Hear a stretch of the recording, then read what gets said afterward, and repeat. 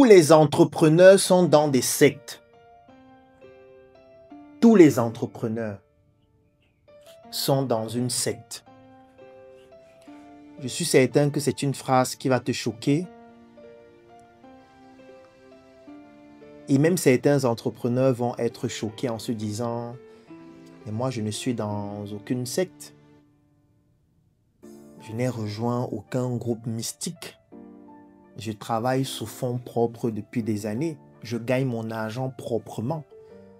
Comment tu peux dire que je suis dans une secte? C'est toi qui es dans la secte. Tu veux maintenant justifier cela en accusant tout le monde. » Et je vais revenir sur ce que j'ai dit au début. Tous les entrepreneurs sont dans une secte. Parce que par définition, une secte, c'est un groupe de personnes qui se met ensemble, qui partagent une même idéologie. Et vous ne pouvez pas être un entrepreneur sans être dans une secte. Déjà de un, parce que vous ne pouvez pas vous enrichir tout seul. Ce n'est techniquement pas possible. Si vous êtes un entrepreneur, ça veut dire que vous proposez des biens et des services. Pour proposer des biens et des services, il vous faut forcément travailler avec des personnes, des fournisseurs. Vous devez avoir des clients. Vous devez avoir des partenaires. Vous devez avoir des associés. Vous devez avoir un groupe de personnes que vous constituez avec qui vous allez travailler pour atteindre votre objectif. Ce groupe de personnes-là représente déjà une forme de secte. Ce sont des énergies qui se mettent ensemble et ces énergies-là concourent à atteindre un objectif commun. Sans ces énergies, vous ne pouvez pas vous enrichir. Vous allez me dire, je travaille sous fonds propres. Oui, je suis d'accord, mais tu as pris tes fonds propres où? Parce que considérons que tu travailles sous fonds propres. Ça veut dire que tu as quand même des fonds qui sont propres, je suis d'accord, mais ce sont des fonds. Tu as pris les fonds propres où? Tu as bien pris ces fonds quelque part. Peut-être tu étais employé quelque part, on te payait.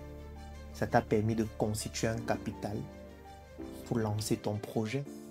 Ça veut dire qu'il y a quelqu'un qui a contribué à te permettre d'obtenir ces fonds propres pour lancer ton projet. Et tu penses que cet argent que tu as obtenu ne venait pas avec une énergie. Ça vient avec une énergie. Ça veut dire que c'est déjà un groupe de personnes constitué de cette personne qui t'a octroyé ses fonds propres. Ça veut dire peut-être ton ancien employeur. Peut-être ces fonds propres proviennent de ta famille. Peut-être tu es un héritier.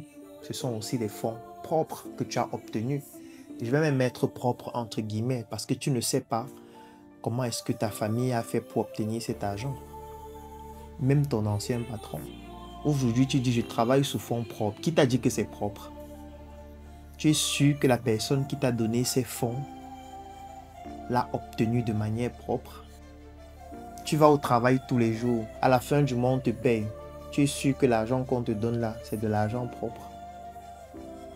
Si la personne qui te paye cet argent fait des sacrifices avec cet argent, mène des activités illicites pour avoir cet argent, en plus de ce que vous faites pour maquiller, et qu'on te donne cet argent à la fin du mois. Toi, tu vas dire, c'est mon argent propre. Ce sont mes fonds propres. J'ai travaillé pendant 5 ans, j'ai épargné mon argent et je me suis lancé sous fonds propres. Qui t'a dit que c'était propre? C'est toi qui penses forcément que c'était propre parce que tu l'as obtenu en travaillant. Mais le travail que tu faisais là, peut-être le résultat provenait de sources qui ne sont pas forcément propres. C'est très complexe, mais tout ce que je veux faire comprendre ici, au-delà de tout ce qui est illicite, de tout ce qui est ésotérique, c'est le fait que vous ne pouvez pas vous en sortir dans le monde des affaires tout seul. Vous ne pouvez pas vous enrichir seul. Et que même si vous avez des fonds propres, supposons que vous vendez des canapés, il vous faut bien un fournisseur. Vous n'avez pas assez d'argent pour acheter 5 conteneurs de canapés en vous lançant au début. Ce n'est pas possible. Avec tes fonds propres, tu peux acheter 10 canapés, 20 canapés, 30 canapés. Est-ce qu'on s'enrichit en vendant 30 canapés? Non. Tu vas commencer avec 10 canapés, 20 canapés.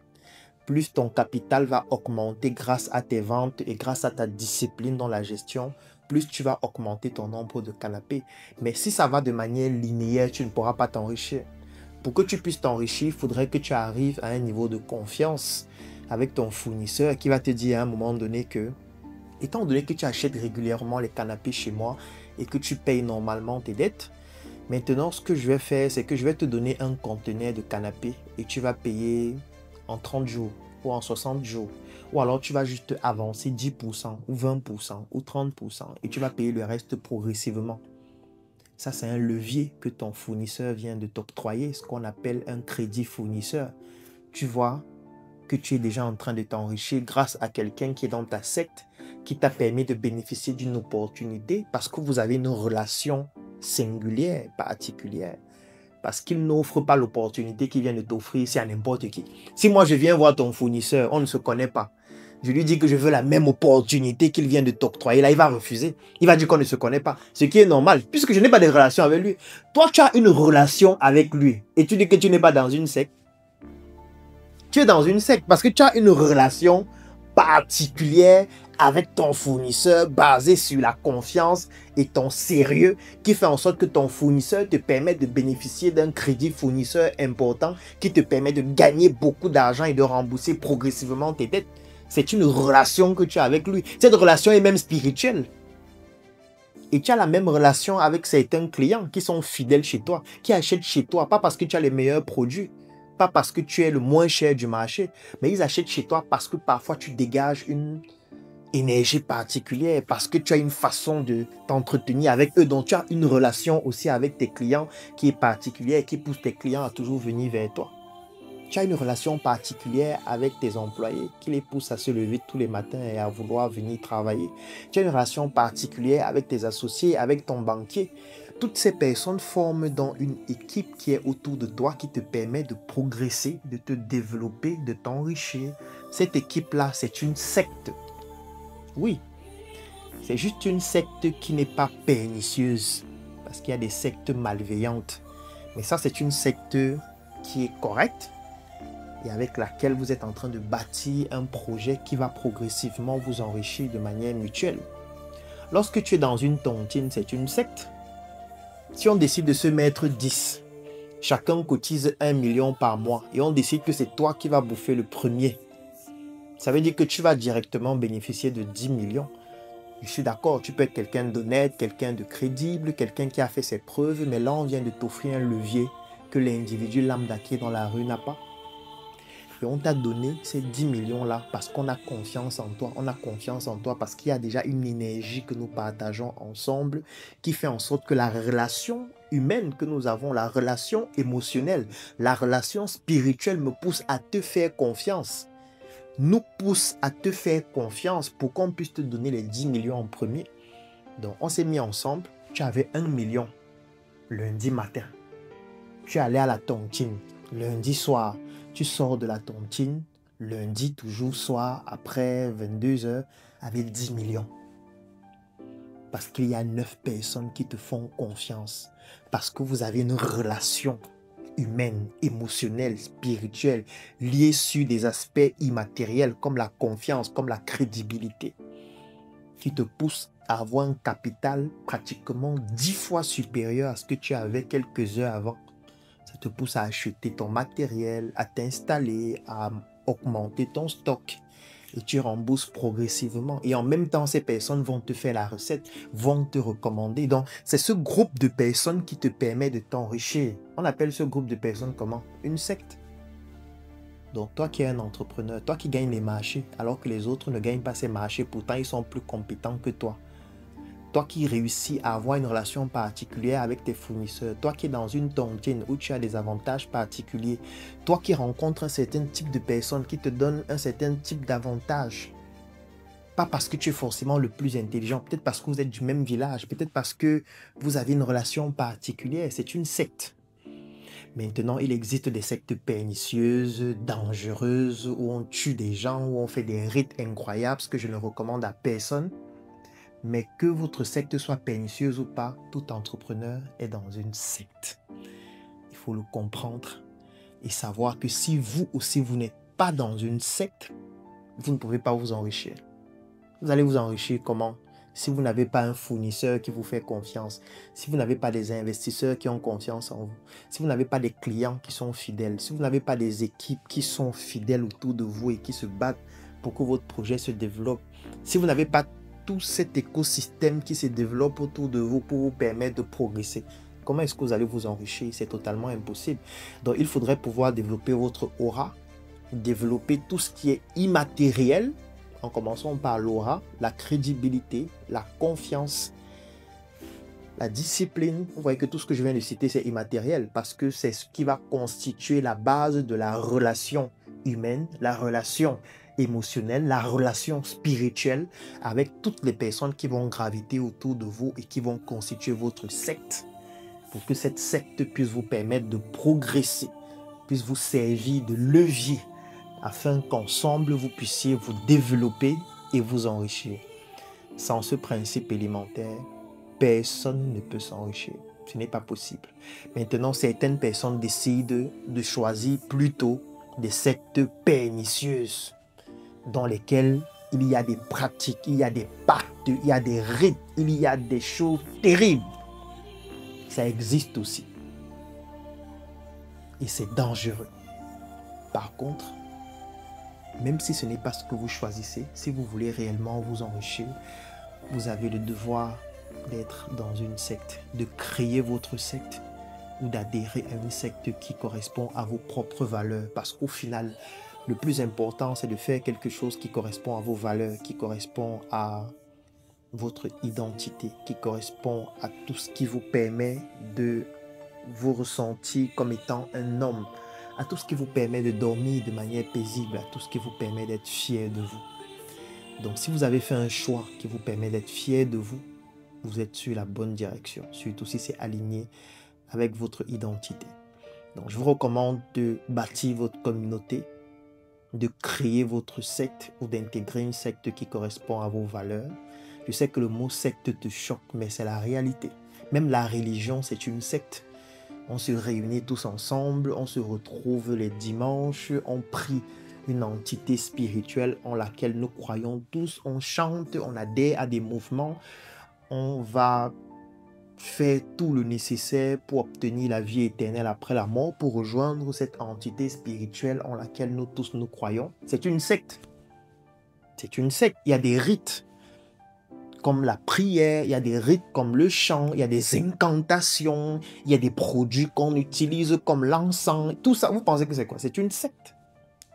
La religion, c'est une secte. La tontine, c'est une secte. La relation que tu as avec tes fournisseurs, tes clients, tes partenaires et tout ça, c'est une secte, c'est un groupe de personnes. Quand vous entendez les journaux dire tel est milliardaire, tel est le plus riche d'Afrique centrale et tout, mais attends. Il n'est pas devenu riche seul. Il a bénéficié parfois de facilités étatiques. Il a bénéficié parfois d'une exclusivité d'exploitation dans un secteur d'activité. Il a bénéficié parfois d'une tontine qui lui a permis d'avoir le levier financier parce qu'il n'avait pas toutes les garanties bancaires. Il a bénéficié parfois de facilités bancaires. Il a bénéficié parfois de sa famille. Il a bénéficié parfois de son conjoint, de sa conjointe. Il a bénéficié parfois d'une opportunité particulière. Il a été parfois au bon moment, au bon endroit, à la bonne heure. Ça veut dire qu'il y a quelqu'un qui lui a permis de réaliser ce qu'il a réalisé. Et ce quelqu'un-là, c'est juste une façon de dire qu'il y a un groupe qui soutient une personne. Maintenant, on ne peut pas parler de tout le groupe. Donc, il y a quelqu'un qui représente le groupe, qui parle au nom du groupe. C'est lui qu'on appelle le milliardaire.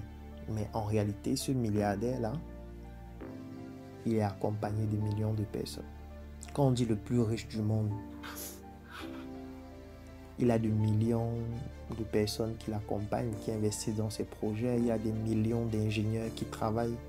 Il y a des millions de personnes qui contribuent à développer ces projets. Comme on ne peut pas parler des millions de personnes, on parle de lui. Mais il n'est pas le seul. Donc toi qui veux t'en sortir en étant tout seul, ce n'est pas possible. Donc, si tu te rends compte que tu es en train de stagner, la première question que tu dois te poser est la suivante. Quel est l'organigramme de mon projet? L'organigramme, c'est un peu comme une équipe de football. Dans une équipe, il y a 11 joueurs. Dans ton projet, il y a combien de joueurs? Ou est-ce que c'est toi le seul joueur de tous les postes? Tu es à la fois le gardien, le défenseur, l'avant-centre, le coach, le supporter. Quand tu joues tous ces rôles dans un projet, tu veux t'en sortir comment? Tout ce qui te reste, c'est juste la dépression, la folie, la mort. Tu vas venir pleurer tous les jours.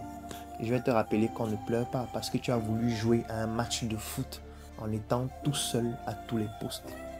Ce n'est pas possible. Tu dois créer ta secte, donc ton équipe, avec laquelle tu vas aller conquérir, compétir, gagner des matchs, affronter les autres équipes, parfois sortir match nul, parfois perdre. Mais même quand tu perds, étant donné que vous êtes en équipe, vous vous soutenez, vous vous préparez davantage pour de nouvelles batailles. Je te donne rendez-vous demain pour une nouvelle chronique.